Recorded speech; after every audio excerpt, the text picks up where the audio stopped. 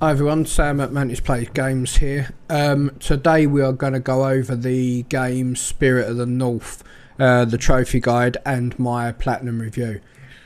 I mean, we'll go over the good and the bad, my personal opinion of what I liked and what I didn't like. To start off with, going on PSN profiles, they say the game is a 3 out of 10 difficulty.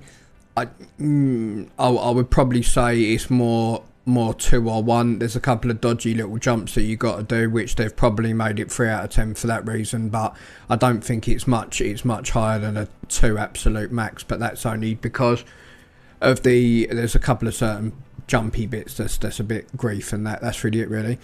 There's a total of 25 trophies, I believe. 8 bronze, 9 silver, 7 gold and 1 platinum. It says anytime between 6 to 10 hours. I done it in 5, but I was watching a guide because the last part you'll see in the trophy guide, and I'll touch on it, what you've got to do at the end of the game, which actually ruined the game a bit for me. There's no missables, no glitch trophies, no difficulty trophies. You can get stackables. I think there's a European, NA, Japanese and PS5 version of the game, and that is pretty much it, guys. So what I'll do, I'll start the video rolling and I'll be back to you all in a second.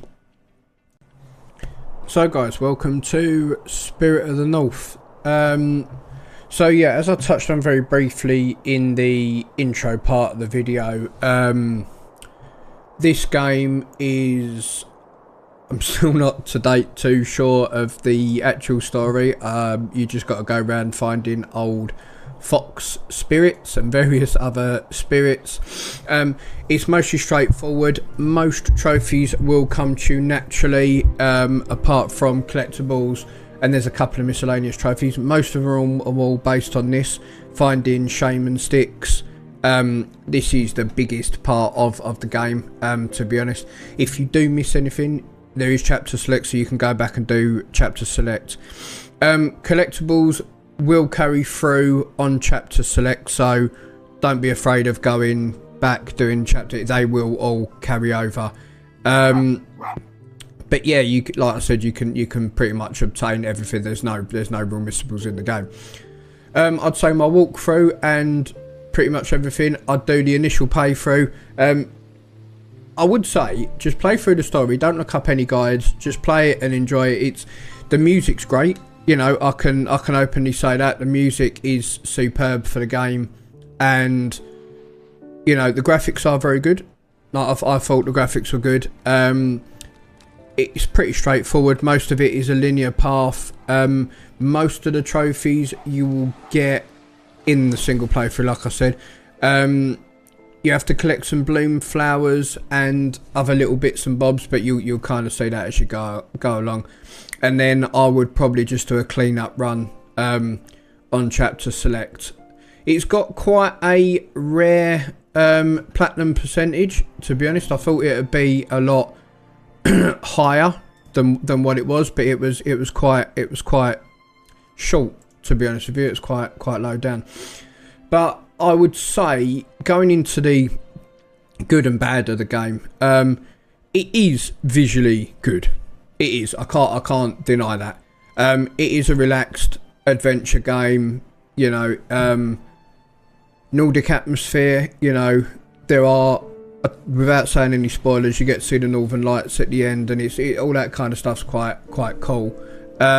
It has been criticised quite heavily for clunky and awkward character movement. Sometimes you can move the fox and it moves back on itself.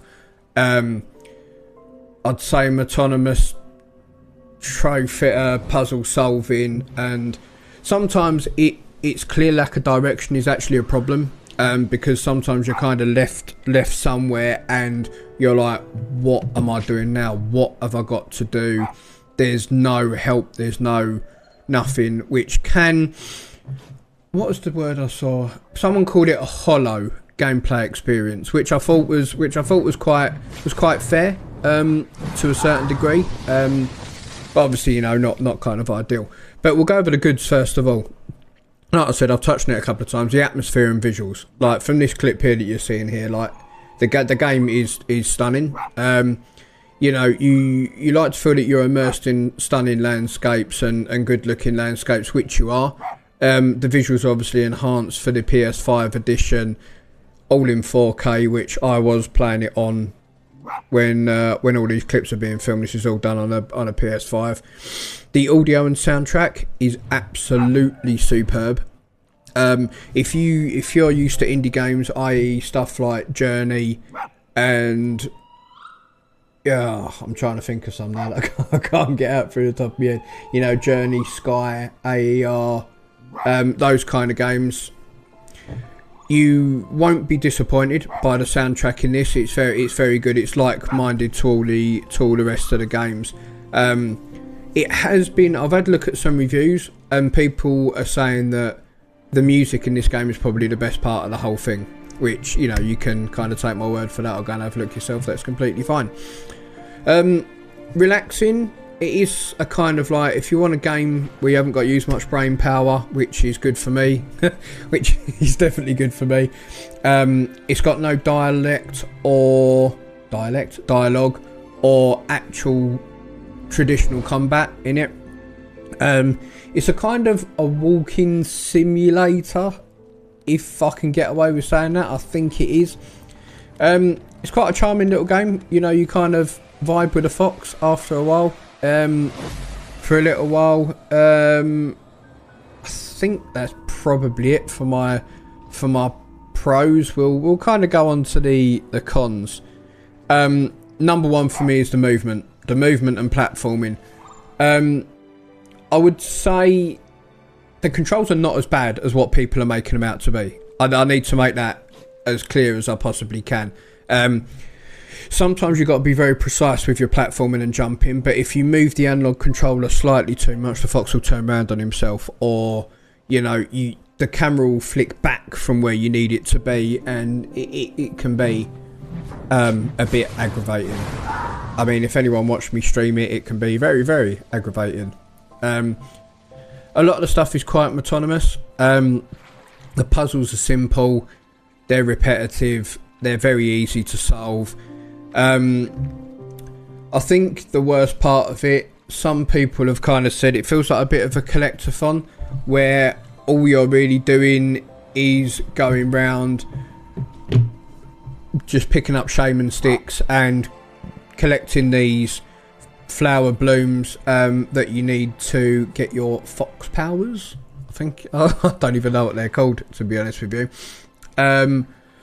Like I said, the narrative of the game can be quite confusing at some point. Like, you're in all this red mist stuff halfway through the game.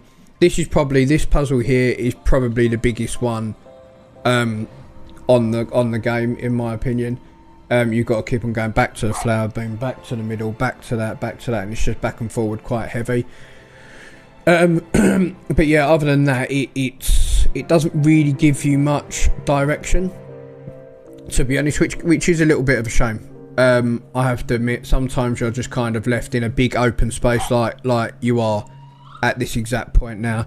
You're like, what's all the red stuff about? Where am I going? How do you kind of move forward with the game? There has been known to be some performance issues. I haven't had any myself when I was playing it, I have to admit. So I was quite happy with that. This trophy was obviously, as you can see, look, the controls are not very forthcoming, shall we say, to get this trophy, which made it quite difficult at times. But yeah, would I recommend it? For 90% of the game, I would say yes. I think it's a good platinum to have in the collection. Obviously, it's free currently as we stand now. It is still free. So obviously, I'll always back a free game. I think most PlayStation players would, considering how much games are now. For me, it's the ending. The ending of the game killed the whole platinum experience for me personally. You guys might be different, but for me, ruined the whole platinum experience. I'll be brutally honest. The going round the forest, trying to find all the spirits you've rescued and given the shaman sticks to and everything like that. Going round having to meet them and greet them was a good half an hour on the end of this game that really did not need to be in this game at all. I'm gonna say that as nicely as I can. It ruined the whole game. I would in total give this game probably a 6 out of 10. Normally, like 6 or 7 out of 10 normally, but that ending of the game, in my opinion, again, put the game down to like a 3 or a 4. It ruined the whole concept. I was like, the game's done, nice finish, Northern Lights, everything, lovely finish to the game, love it. And then I've got to go, and if you've missed any, by the way, you've got to still do that, and then you've got to go back and do that whole thing again. So you're there looking at another extra hour on top of the game. This is the area here. I think it's this area here. But yeah, this is it. So you have to basically run around this big, massive forest and look for people, all the spirits that you found and everything else like that. There are like little guidey bits and stuff that you can do and get. But yeah, guys, that is it. We'll do a bit of a wrap up now in the last bit of the video, but this is pretty much it. This is the platinum dropping now, I do believe, yeah, which is me going to get the last shaman thingamy. But yeah, guys, we'll do a quick wrap up now. Thanks for watching the video. We'll move over to the wrap up section now, and yeah, hope you enjoyed. Hope I didn't ramble on for too long or talk crap for too long, but yeah, I'll see you in a second, guys. So yeah, guys, that was Spirit of the North trophy guide, platinum review for me. I had a good time with it up until about 4 hours, as you can probably tell. It is a good game. The graphics are good. The story I kind of didn't get, to be honest. The controls sometimes could be a bit janky, as you saw in it. The camera was a bit strange, but that last part where you have to go around in the forest and find all of the, you know, the spirits that you'd found. Me personally, some people might like it, but me personally, I thought it was a bit of a waste of time, and it just made the game drag on for an extra half an hour that it didn't. And I would still suggest looking up a guide on YouTube from whoever to go and find them in the quickest way possible. Because I think when you've done with the story, you don't really want to be looking around the forest for at least 20 minutes, half hour to go and look at all the spirits and just go, all right, guys, yeah, cool. And then pretty much that's it. So yeah, guys, that's it from me. Hope you enjoyed the video. Please like, comment, subscribe. Let me know what you thought about the game. I mean, I like to think that everyone's different. Some people probably loved it. I did, and I didn't, only because of that certain trophy. But yeah, guys, I will see you in the next video. Hope you all have a good rest of your day, whatever you're doing, and I'll see you all soon. Cheers, guys.